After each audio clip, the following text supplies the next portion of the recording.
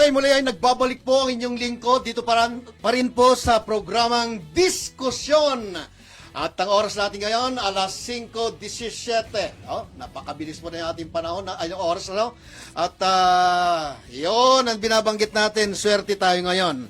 Sapagkat makakasama na natin yung binabanggit natin kanina na isa sa magiging guest natin ngayon. Kasi wala si Congressman na Dumugan at siya yung kanyang representative. Okay.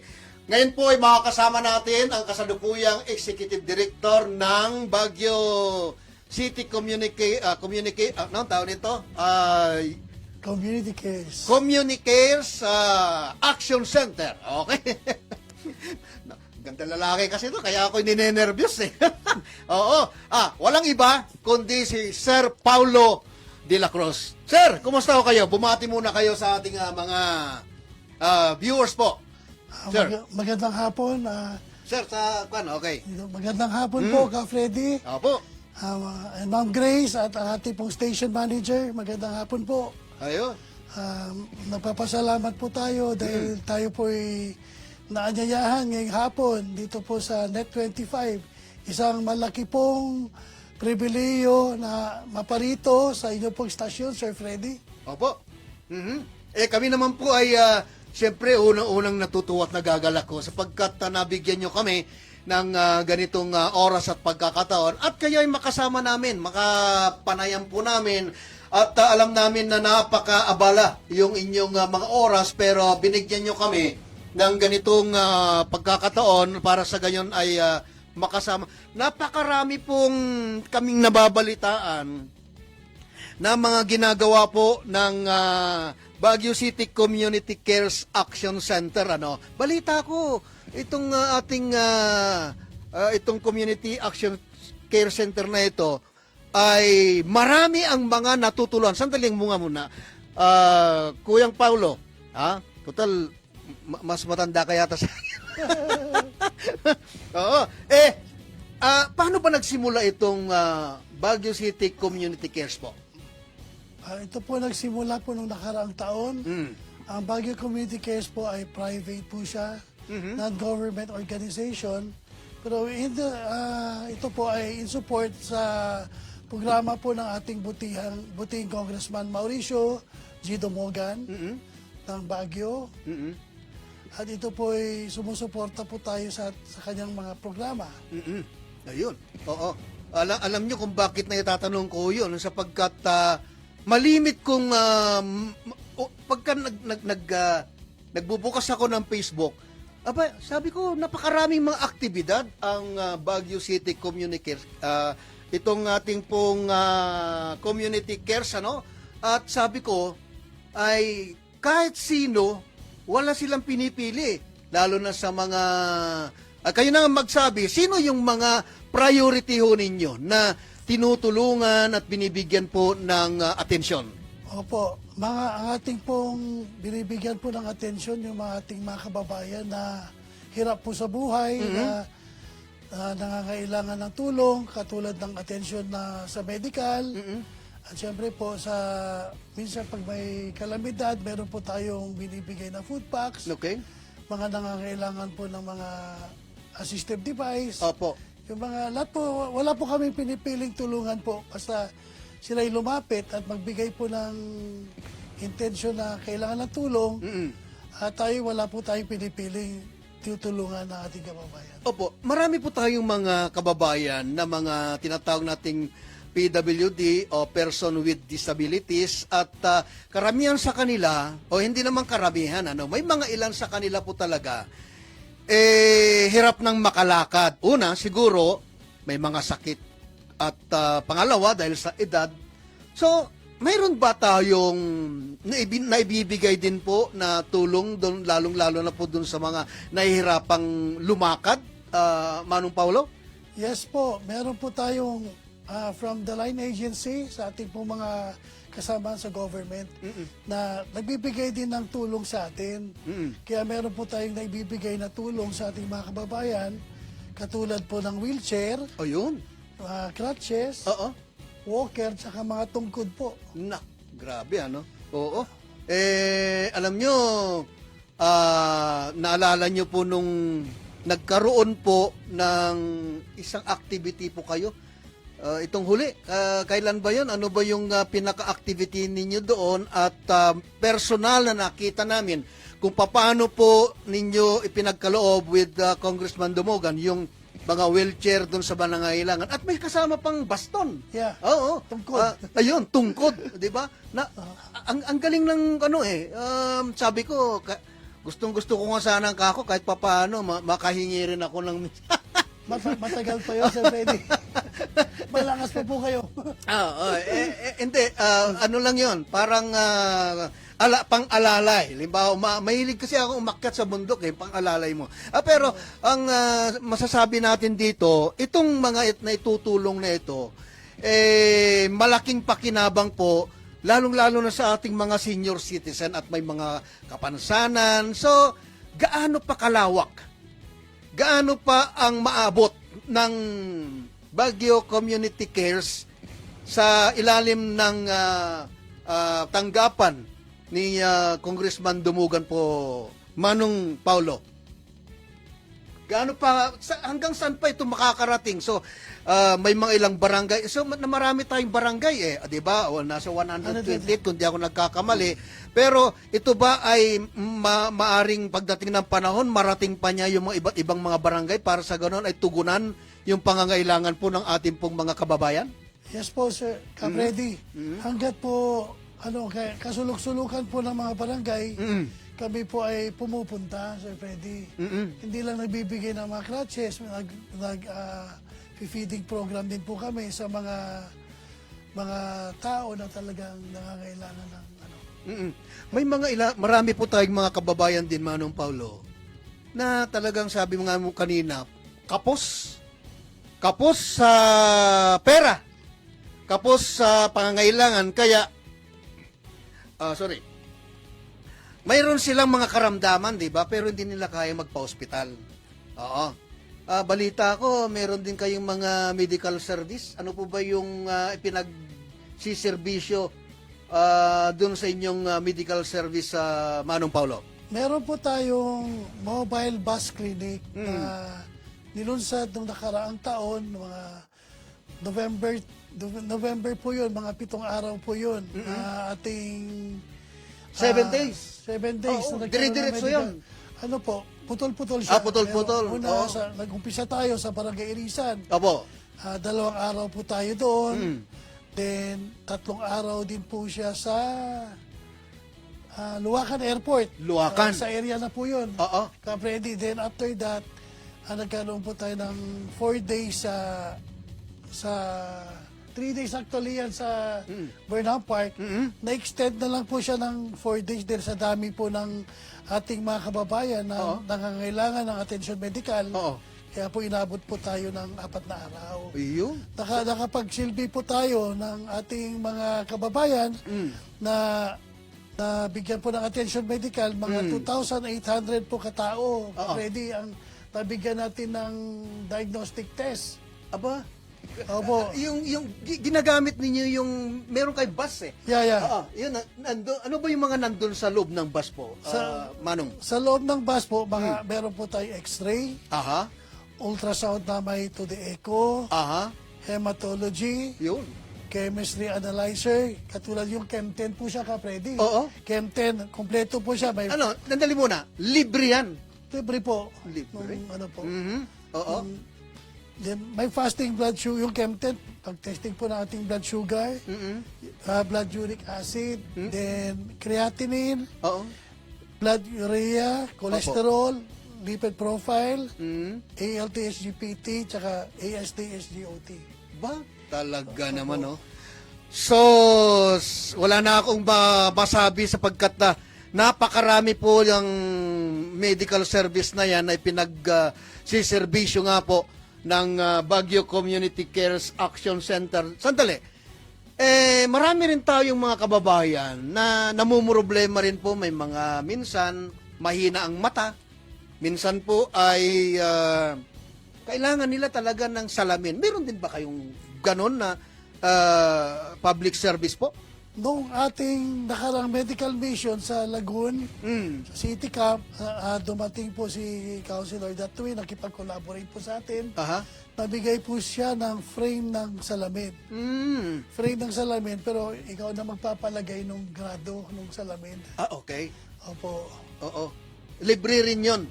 Libre po na pinamahagi ng ating buting konsyal, Elmer Datwin. Tayo po yung nagme-medical mission pa. Tuwing may medical mission po tayo, dumarating po si Councilor Datwin upang magbigay ng mga frame ng salamin para sa ating mga kababayan. Nangangailangan naman ng atensyon sa paningin, sa mata. Okay? Okay. So, maraming mga nagtatanong sa atin. Halimbawa, wag naman sanang dumating sa punto na marami pong mga mabibiktima, ano? Nitong nakaraang lindol na nga lang, ito July din na, di ba? Nakaraan. Pero mabuti na lang at walang napinsala. Pero, paano po kung may mga darating na mga iba pang kalamidad at may mga iba ay mapinsala, maaring magkaroon ng damage yung kanilang mga bahay. Siguro, ang pinaka-importante siguro dito, yung ating mga kababayan na naapektuhan ng ganitong kalamidad. Meron din po bang inilalaan din po o plano na makapagbigay ng ganitong tulong sa mga affected families? Yes po, Ka-Freddy. Nga po. Nung nakaraan po, meron po nasunugan sa Barangay Asin. Tayo po nakapagbigay ng emergency kit po sa pamilyang nasunugan. Meron po doon mga unan, kumot, tuwalya, tsinelas, tsaka mga konting dilata para po sa kanila. Meron po tayong ganon, Ka-Freddy, para sa mga nasunugan. Meron din sa banig, kami kasamang banig. Diba? Ka-Freddy. Oo. Opo. Ang laking tulong na, ano? Kalain mo yung, kasi, sabi nga nila, pagka nasunugan ka kasi, walang matira lalo na pagka natupok. Wala kang naisalba na gamit. Ni kumot, ni damit. Ang katunayan, yung dala-dala mong, o yung suot-suot mong damit na lang ang naisalba mo, ano? So, pagdating nila doon sa lugar na kung saan dinala sila limbawa ng LGU, wala sila talagang maisusuot. So, dahil po doon sa grupo ninyo, ay naibibigay yung pangangailangan ng ating pong mga kababayan tulad nga ng banig, mga lagaw yon. Paano po kung halimbawa po ay may mga baby po yung ating yung mga nanay, kasama rin po ba mabibigyan? Kailangan nila halimbawa ng diaper, ng gatas, meron din po bang ganun? Ka-Freddy, case-to-case basis po. Kung talagang nangangailangan, talagang nakita nating wala, meron naman tayong mga volunteer na mga tumutulong din sa atin para matugunan yung mga ganyan, Ka-Freddy. Okay.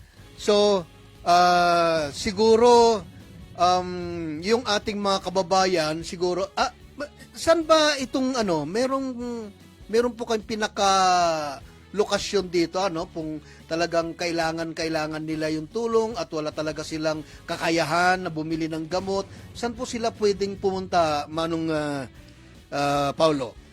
Meron po tayong tinatawag na Baguio Community Care Action Center.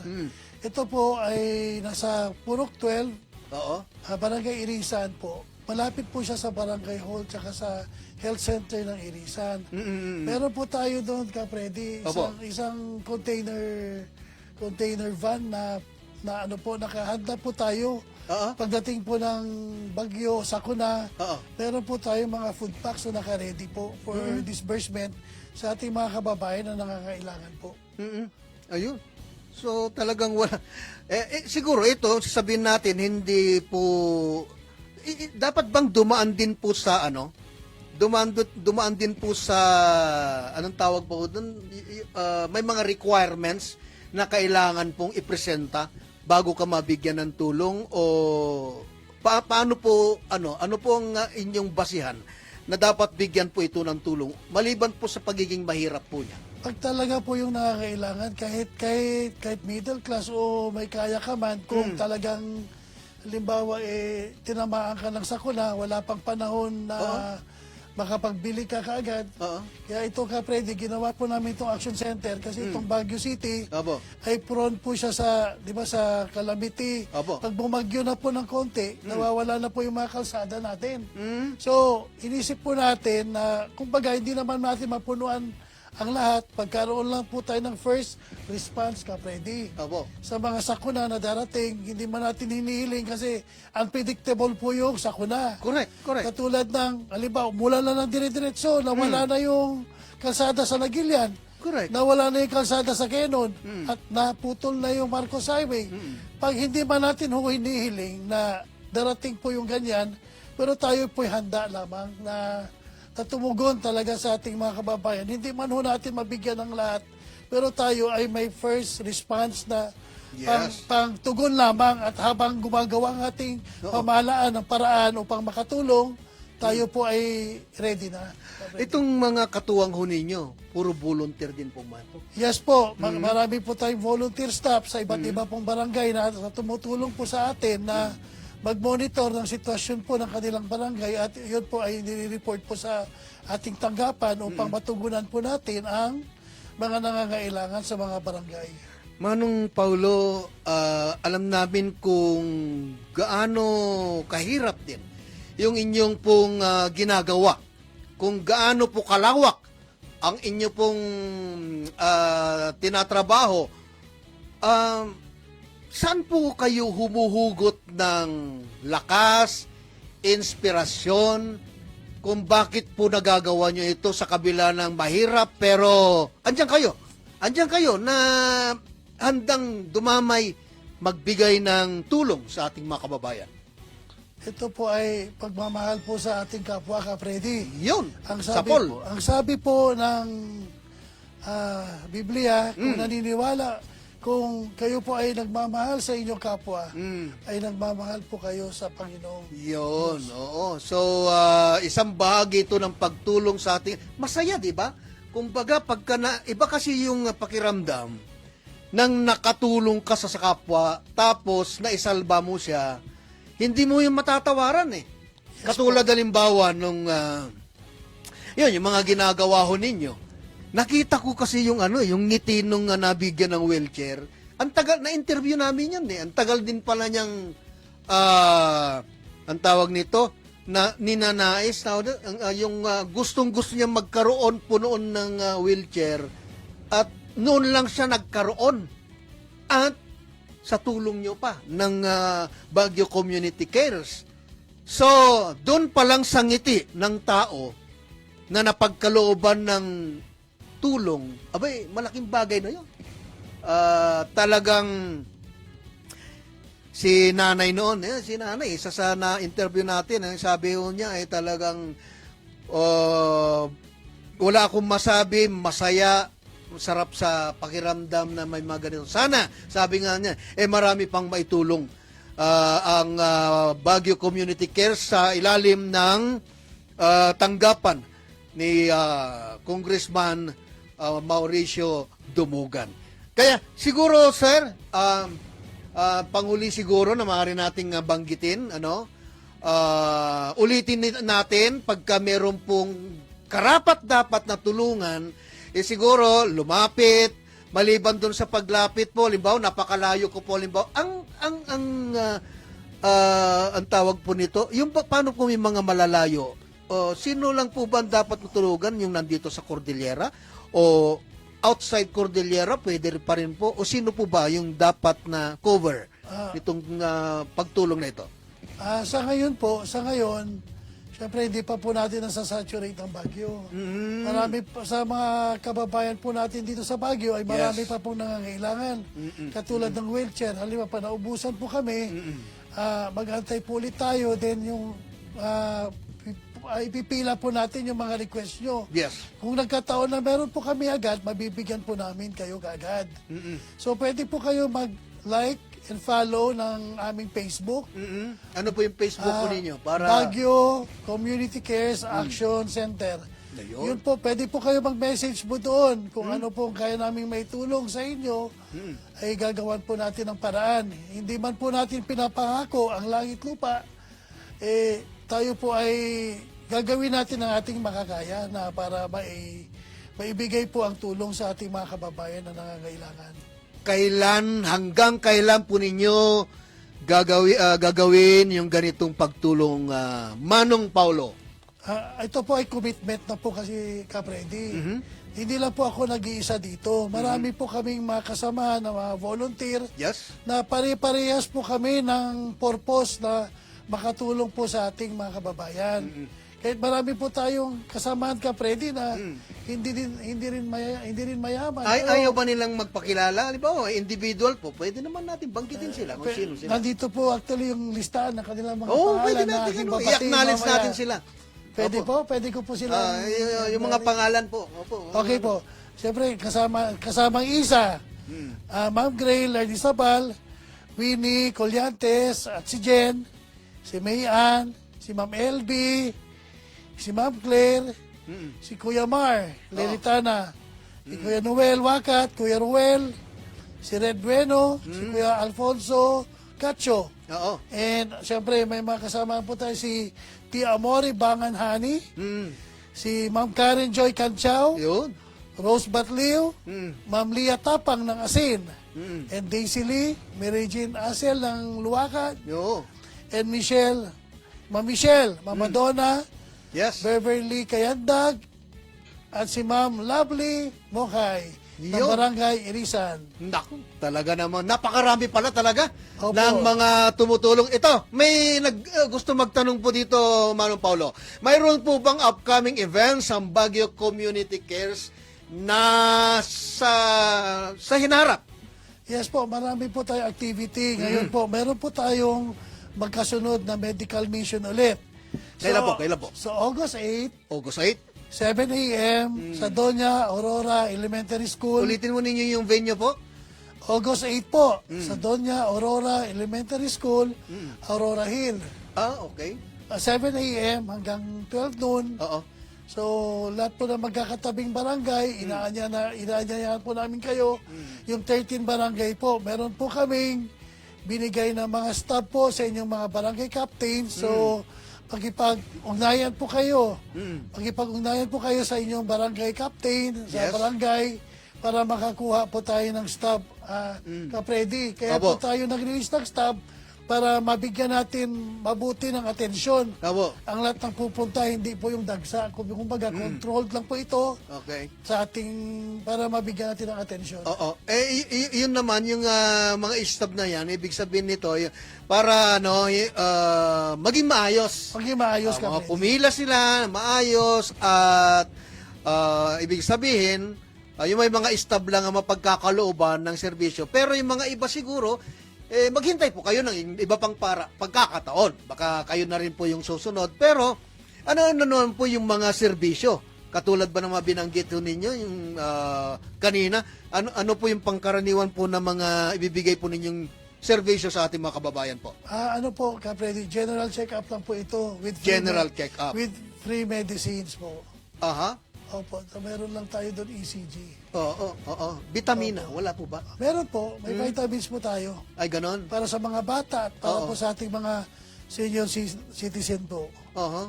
Ayun. So, August 15 po, sa Middle Quirino Hill po. meron pa? Inaanyayahan po namin Okay. po kayo. nung una, August 8. Yeah po. Ito naman, August 15. August 15 po. Okay. Ano naman po yun? Ganon din po. Ah. Medical mission din po. May kasamang, pag pumunta po kayo ng medical mission, may kasama na pong feeding program na rin po doon. Oo. May, Free medicine. yes. Wala bang vitamina ang pampagwapo? Baka meron no kayo niyan Ako una-una ninyong pagsabihan na. At sa bagay, pagka may vitamina ang pampagwapo, siguro aangkinin mo na lahat. Hindi na magbibigay si Manong Paulo. Well, so maraming salamat napakapalad natin sapagkat meron po tayong ganitong grupo, ang Baguio Community Cares Action Center. Action talaga, Action Center. Oo. Hindi pwede dito yung naka-standby lang. Ma-action talaga to. At itong lahat na matulong na ito ay para sa kapakanan ng ating mga kababayan para sa kalusugan ng ating mga kababayan. Nagbibigay sila ng serbisyo, walang bayad, libre. O, di ba? Saan ka pa? Dito lang yan sa Baguio City yan. At yan ay sa pangunguna ng ating Executive Director ng Baguio Community Cares Action Center, walang iba, si Manong Paulo de la Cruz. Pangalan pa, de la Cruz talagang, ano yan eh, saan po ba galing ang de la Cruz po? Saan po ba ang tubo niyan? Ang aming pong ninuno ay si Juan de la Cruz po. Ay! So, kahit saan pong lugar Oo, ginagamit lagi yan. Meron pong de la Cruz. Kaya, siyempre, saan po nagmula kundi kay Juan de la Cruz? Ayun, tama. Oo. Talagang kahit saan ka mapunta, mayroon talagang de la Cruz. Oo. Pero taga rito kayo sa Baguio, ano? Taga Pangasinan po. Pangasinan po kayo. Kaya pala malimit kayo sa Pangasinan. Oo. Dito po rin ako lumaki sa Baguio. Dito Ay, po ako ganun. nag-aral ng kolehiyo. At dito rin kayo liliit. Tuto. Joke. Pagka sa Pangasinan kasi maganda rin doon eh, di ba? Pagka halimbawa napunta ka doon, hindi ako mahilig kasi ng bangus, pero kahit 2 piraso lang. Uy, masarap yan, pang-ihaw yun. Palangoyin ko na papunta rito sa Ayun, oo nga. Kahit na nakakaya naman kung damihan mo, ilagay mo styrofoam, mahirap naman po yun. Palangoyin ko na pagka dito. Palalangoyin natin. Iihaw yun masarap dun sa labong at sa luyot. Wow. Lalo na Grabe. ngayon na umuulan-ulan, kaya masarap kumain ng labong at sa luyot ka, Freddy. Ganun po ba? Hindi sa ibang paksiw na lang natin. Para kahit papaano, may ano dito may luluto. Okay. So, maraming salamat, Manong Paulo de la Cruz, sa iyong ibinahagi. At sana sa mga susunod pa ninyong mga activity ay mabigyan niyo po kami na ma-update po ninyo kami para sa ganun ay may paglingkod din natin sa ating mga kababayan at ito nga, matulungan ang lahat ng ating mga kababayan dito sa lungsod ng Baguio. Well, ayun, ito. Magkakaroon muna tayo ng konting break, papakilala ating himpilan at ilang pang mahalagang paalala. Babalik po kami, promise, at dyan lang kayo, babalik po kami.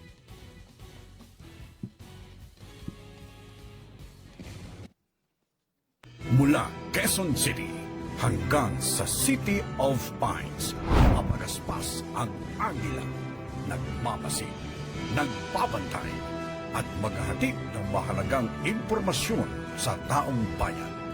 Maaasahan at may integridad. Ito ang Net25 Baguio, the new source of credible news and information in the Cordilleras and Ilocanja. Watch our relevant programs. Damag iti amyana.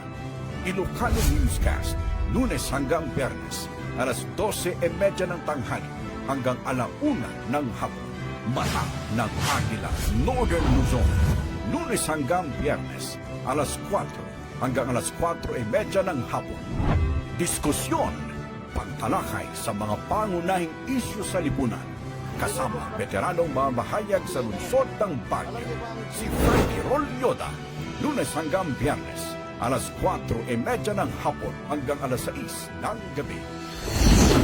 With Kuya AJ, kasama ang makwelang si Kuya AJ Garces, Lunes hanggang Biyernes, alas 8 hanggang alas 8:30 ng gabi.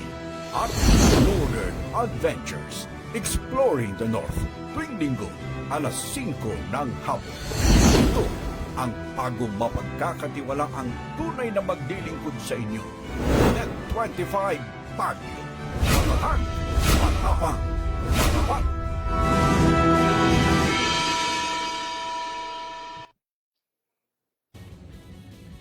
Okay, muli ay nagbabalik ang programang diskusyon. Ako pa rin ninyong nakakasama, Fred Rolyoda, at dito pa rin sa aking tabi si Executive Director ng Baguio Community Cares, Sir Paulo de la Cruz. At may panghuli yata siyang babanggitin bago siya magpaalam at iiwanan na tayo. Okay. Sir Paulo, ano yung huling babanggitin? Unang-una, maraming salamat po sa inyo, Ka-Freddy, sa pagkakataon na ito ngayong hapon na may paalam po natin ang Baguio Community Cares Opo. Action Center sa ating po mga kababayan. Opo. Huwag po kayong mahiyang lumapit. Huwag po kayong mahiyang mag-message po sa ating Facebook, Baguio Community Cares Action Center. Please like and share. Pwede po kayo mag-direct message doon. Or pwede rin kayo mag-message sa akin, sa aking Facebook mismo, direkta. Yes. Sumasagot po ako. Pwede nyo po akong i-message, Paulo M. De La Cruz. Ayun po ang aking Facebook. At syempre, maraming salamat din po sa ating mga volunteer staff ng ating community cares. Syempre, bago po mapasalamatan po ang lahat, nagpapasalamat din po ako sa ating buting Congressman Mauricio G. Dumogan Yes. para po sa walang sawang pagsuporta po niya sa Baguio Community Cares at sa mga kababayan po natin sa Baguio. Mabuhay po kayo, Apo Dumogan. Pagpalain pa po kayo ng ating Panginoon ng magandang kalusugan para po magpaglingkuran ang ating mga kababayan sa Baguio City. Maraming salamat po sa hapong ito. Thank you very much po. Maraming salamat din, Manong Paulo de la Cruz. Okay. Thank you. So, ang impilang ito ay nagpapasalamat din sa inyong ibinigay po na mensahe para sa lahat natin mga kababayan. Okay. Maraming salamat po.